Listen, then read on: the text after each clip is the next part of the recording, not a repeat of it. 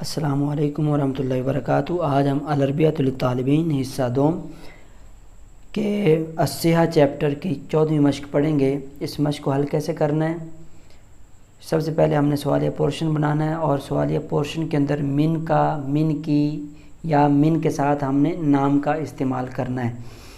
تو من کا اور من کی کہاں پہ آئے گا؟ جہاں پر شروع کے اندر حاضر کی ضمیریں ہیں، مذکر کے لیے من کا اور مؤنث کے لیے من کی، اور جہاں پہ نام لکھا ہوا وہاں پہ من طارق، من سلمہ آ جائے گا۔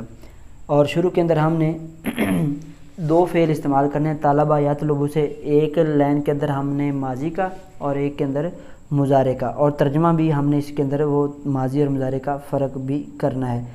تو جہاں پہ ہم حاضر کا، جہاں پہ ہم مذکر کا صیغہ نکالیں گے وہاں پہ الطبیب اس کو فاعل بنائیں گے، اور جہاں پہ مؤنث کا نکالیں گے وہاں پر الطبیبۃ کو فاعل بنائیں گے۔ تو سب سے پہلے ہم سوالیہ پورشن حل کرتے ہیں۔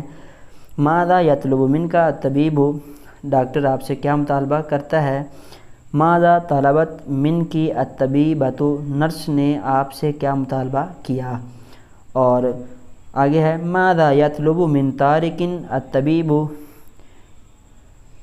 ڈاکٹر طارق سے کیا مطالبہ کرتا ہے؟ اور اگر سلمہ یا مؤنث کا بنائے تو ماذا طلبت من سلمہ الطبیبۃ، نرس نے سلمہ سے کیا مطالبہ کیا؟ تو یہ بالکل اینڈ تک جو ہے نا ہم نے اسی طرح یہ سوالیہ پورشن حل کرنا ہے۔ جہاں پر یہ انتا ہے وہاں پر من کا لگاتے جائیں گے، اور جہاں پہ ہم چاہیں ماضی کا لگا لیں، جہاں پہ چاہیں ہم مضارع کا، غائب کا صیغہ استعمال کر لیں۔ اب اس کے بعد ہم نے آ جانا ہے جواب میں۔ تو کیونکہ ہم نے سوالیہ پورشن کے اندر تمام میں فعل جو ہے نا وہ غائب کا ہی ذکر کیا ہے، تو سب کے اندر یہ فعل جو ہے نا وہی غائب کا ہی آئے گا۔ جہاں پہ آپ نے ماضی کا صیغہ استعمال کیا تھا وہاں پہ ماضی کا آ جائے گا، جہاں پہ آپ نے مضارع کا استعمال کیا تھا وہاں پہ مضارع کا آ جائے گا۔ اب جہاں پہ آپ نے من کا استعمال کیا وہاں پہ من نی آ جائے گا، من کی جگہ پہ آ جائے گا من نی آ جائے گا۔ اب اس کے بعد آپ نے یہ جو درمیان میں ترک اللحمی، ترک الشاء یہ لکھا ہوا ہے، اس کو مفعول کے طور پر ہم ذکر کریں گے ترک اللحم، یعنی کہ ان کے اوپر جو ہے اعراب جو ہے نا وہ نصب آ جائے گا۔ جیسے شروع کے اندر دیکھیں یطلب منی ترک اللحمی، وہ مجھ سے گوشت کو چھوڑنے کا مطالبہ کرتا ہے۔ طالبت منی ترک الشاء،